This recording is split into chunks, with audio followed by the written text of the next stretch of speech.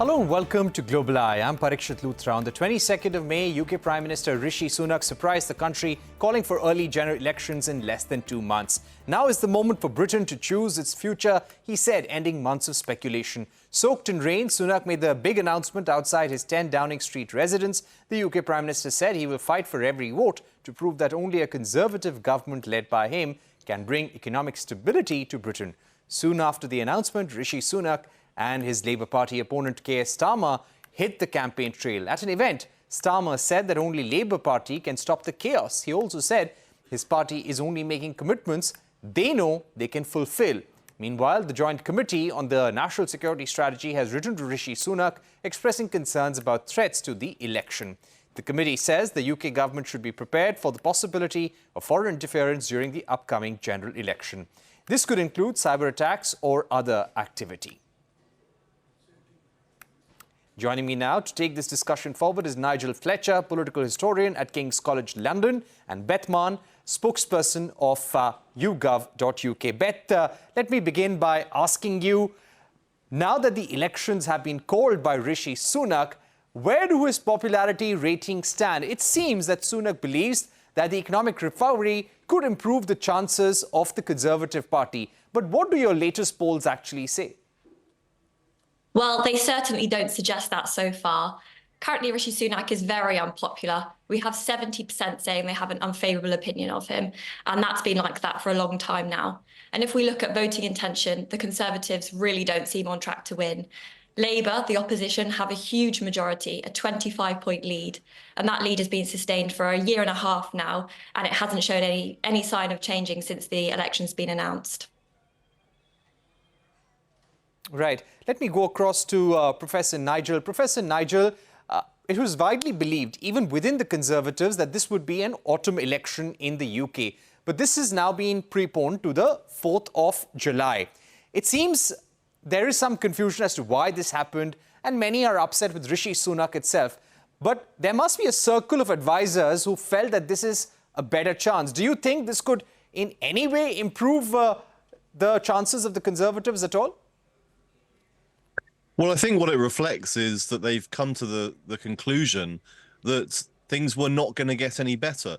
The reason that people thought that they might play it long and go towards the autumn, or even as late as the end of the year, the latest it could be was January of next year.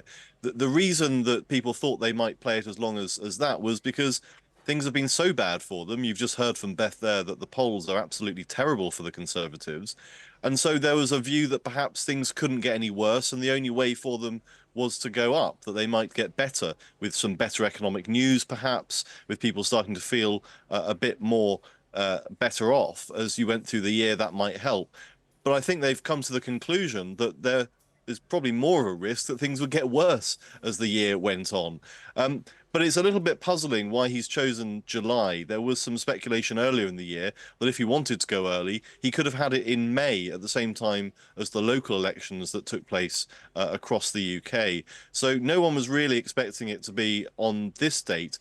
But I think it seems to reflect a conclusion that this really is as good as it's going to get for the Conservatives. And as we've just heard, that's not very good at all. All right. Beth, returning to you now, in terms of the key issues important for the voters in the UK, how do they think the Conservatives have performed when it comes to economy? Rishi Sunak's government is saying that the inflation rate has come down significantly. They're out of recession. Are these things being seen positively by voters in your polls or not at all? Again, unfortunately not. And the economy is something that people do typically look at the Conservatives to be good at handling. But over the last year and a half, last 2 years, there has been nothing positive seen in the population's eyes. We're seeing people saying they're handling the economy badly, health really badly, immigration badly, housing. In fact, there's not really an issue that people see that they're handling well. And as you can see, they are the concerns that people are looking at them to solve. And I think that's why the polls are showing what they're showing, because they're looking at the Conservatives and saying they're not handling any of these well. And they're hoping that that change in government might mean a change in direction and hopefully some hope for them on the issues they care about. Right. Professor Nigel, coming back to you, what do you think will be the Labour Party's alternative that they will offer in terms of the economic footprint, the economic roadmap and blueprint for the UK economy? Well, I think what Labour are offering, first and foremost, is reassurance. They've been very clear in recent months and indeed in recent years that they're not going to promise to spend large amounts of money. They recognise the fact that the economy has not been in a good place.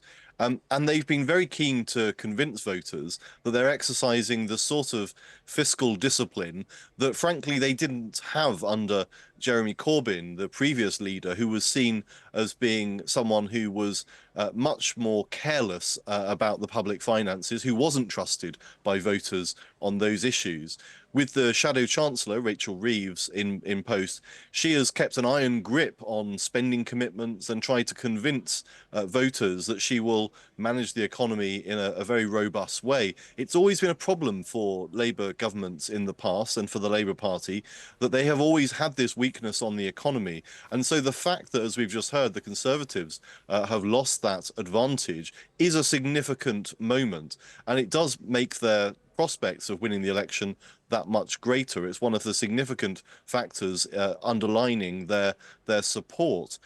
Whether they'll find things more tricky in government is another matter, but they are first and foremost offering the slogan of change, but at the same time they're convincing voters that they're not going to be extreme, they're not going to take reckless risks with the economy, and they're pointing people back to what happened 2 years ago under the very brief premiership of Liz Truss. And that was something which harmed the Conservatives' prospects and looks to have completely annihilated their reputation for financial competence. Right. Beth, returning to your polls at YouGov, when it comes to the popularity of Keir Starmer, you say that his popularity isn't very great either, but people see him as a better prime ministerial candidate. What are his ratings right now as a leader, as a prime ministerial face compared to Rishi Sunak? Yeah, so his favourability isn't as low as Sunak's. I wouldn't say he was popular. We still have 50% having an unfavourable opinion of him. And when we do ask specifically, is Keir Starmer ready for being Prime Minister, we still find people quite split and actually leaning towards no. And yet they do think it's very likely that he will be Prime Minister. And if you look at the favourability of the Labour Party in general, that is better than Starmer's. So it's perhaps not that people are voting for the Labour Party because they see him as a good leader, but because they want the Labour Party more generally and want what they stand for and want that change. Right. Professor Nigel, when it comes to the approach towards India, interestingly, last year we had seen the Indian government actually reach out to the Labour Party to discuss the FTA. And in a way, within Indian quarters, there was actually no worry about the FTA getting delayed because there was some hope that they might get a better deal with the Labour Party. Could that be true? Well, I have to say that's sort of outside my area of expertise. But one thing that it does show is that when a party is as far ahead as the Labour Party is, you do start seeing people recognising them as the next government. And that's been the case for a long time. And we've seen governments around the world actually starting to put out the feelers to talk to the Labour Party, and they've been very keen to talk to them in the expectation that they will be the government. And so that does change the way the party behaves. It makes them much more focused on the fact that they are going to have to look at challenges like this. And of course, as you say, around the world, other governments will be looking not at the internal politics of the UK and analysing every bit of the election. What they'll be interested in is what is the Labour government going to do for them in future. But it's quite telling that that is the way people are thinking, and it's the way they've been thinking for some time. Right. Beth, returning to you, what is the #1 issue, according to the people that you have surveyed and spoken to? What would be some of the top 2 or 3 issues that you've come across? Yeah, so we actually regularly ask the people of Britain what their top 3 issues at the moment are. And consistently, the economy and health are coming up top. And at the moment, immigration is a really big one. It is slightly different when you look at Conservatives versus typically Labour voters. The Conservatives really are focusing on immigration at the moment. And Labour tend to think things like housing and the environment are important. So it will matter which ones the leaders are focusing on. But the economy and health is something that unites the electorate across Britain. All right, Beth and Professor Fletcher, thank you very much for joining us on Global Eye, giving us your view on where we stand with the UK election. It's definitely a poll we'll be watching out very closely for. And India, of course, in the middle of its election process and 10 days for counting in India. Thank you very much, Professor Nigel and Beth, for joining us once again. We're heading into a short break right now on Global Eye, but coming up in a major ruling that has a global impact, the International Court of Justice has ordered Israel to halt its attack on Rafah. A discussion with former diplomat KP Fabian and human rights lawyer Lisandra Novo when we return.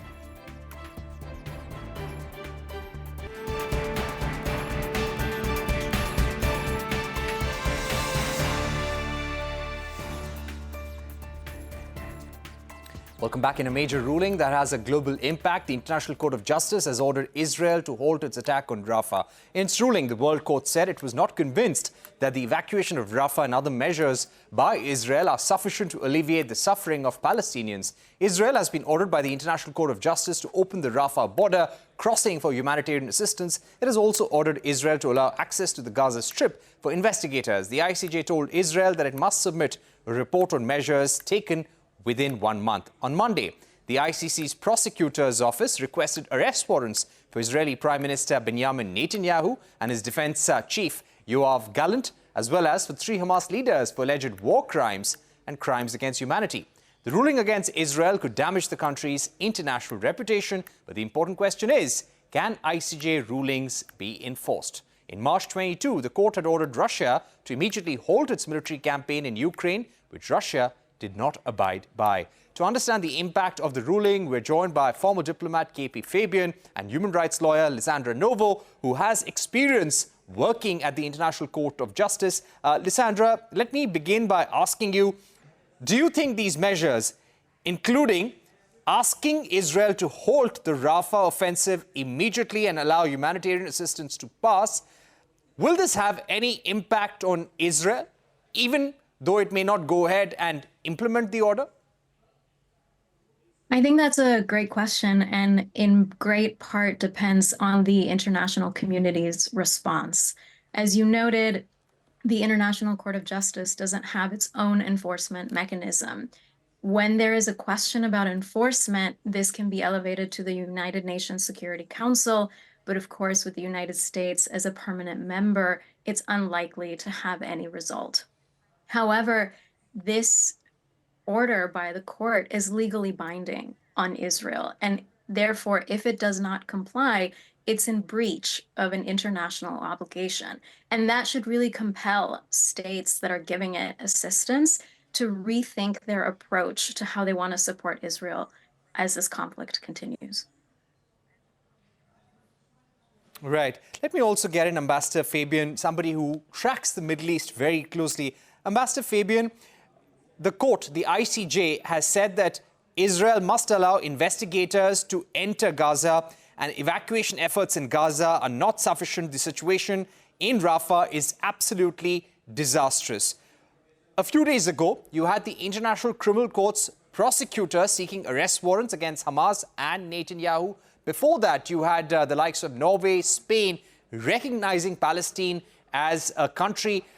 How do you think all these measures put together put pressure on Israel and also on the likes of the United States, which have been backing Israel in its every endeavor? Thank you. Glad to be with the Global Eye. I agree with Lisandra that the ICJ has no enforcement mechanism, and the matter can be brought to the Security Council, and we know what the United States will do. But it's also possible for the matter to be then taken to the General Assembly. Again, the General Assembly will pass a resolution which again can't be enforced. But the key point made by her is that the political pressure will increase exponentially. And that is important. And just one more point. The court said not only should Israel halt its operations, but withdraw from the enclave. That's very important. And as you mentioned, the court has ordered Israel to give, access to for a fact-finding mission and all that, but also for humanitarian assistance to go there. And it has given Israel 1 month, which I think is not justified. After all, human beings are getting killed. So why 1 month? I would say that the court has given the correct judgment, but it has taken a lot of time. Remember, South Africa took the matter to the court in December last year. So, court has done the right thing, but rather late. But let us see what happens, because Israel's Prime Minister Netanyahu is hell-bent on doing what he wants to do, primarily because if the war ends, he might find himself in jail within a couple of days. And President Biden lacks the authority, he lacks the responsibility to use his presidential authority. Important points there, Ambassador Fabian. Let me go back to Lisandra as well. Now, Lisandra, as far as the powers of these two courts is concerned, International Court of Justice and the International Criminal Court, tell us, what is the real difference between the enforcement powers? The Office of the Prosecutor at the ICC has sought arrest warrants against Benjamin Netanyahu and other Hamas leaders. What really happens next in this case? Thank you for asking that. I think this is really a big misunderstanding that people have between these two courts. So the International Court of Justice is a court between states. And that's why it's South Africa that has brought this case rather than individuals. And what the International Court of Justice does is it finds when states are in breach of their international obligations. It is not a criminal court, and it cannot sentence anyone or find anyone criminally responsible. And it won't even find a state criminally responsible, right? There's a big difference between being responsible for violating a treaty obligation, such as those under the Genocide Convention, and being criminally responsible. Now, the International Criminal Court is a court of individual criminal responsibility. And so its job is really to investigate alleged crimes and to assess whether particular individuals are responsible for having committed these crimes. And as you mentioned, the Office of the Prosecutor has requested arrest warrants. This does not mean that they have been issued. The pretrial chamber has to now consider the request that has been put forth by the prosecutor and decide whether the standard has been met to issue the arrest warrants. At this particular stage, that standard is reasonable grounds to believe, which means that a reasonable person would believe that maybe the people that have been accused could have committed these crimes and an investigation is warranted. However, the ICC, like the ICJ, also does not have its own enforcement mechanism. It depends on the states parties to the Rome Statute. And in this case, even if the pretrial chamber does approve the request and does issue warrants for the Israeli leaders and for the Hamas leaders that the prosecutor has requested these warrants for, really their only enforcement is if these particular individuals travel to countries that are bound by the court to enforce these warrants and detain them. So for the case of Israel, for example, most European states would be bound as parties to the Rome Statute to arrest Netanyahu or the defense leader that the warrant has been requested for if they travel. However, the United States is not a party to the Rome Statute, and therefore the United States is not under any legal obligation to arrest these individuals. When it comes to the leaders for Hamas, for example, one of them is situated in Qatar, which is not a party to the Rome Statute, and therefore they can travel to this state as well without any repercussions, even if the trial chamber approves the warrants. So that's important.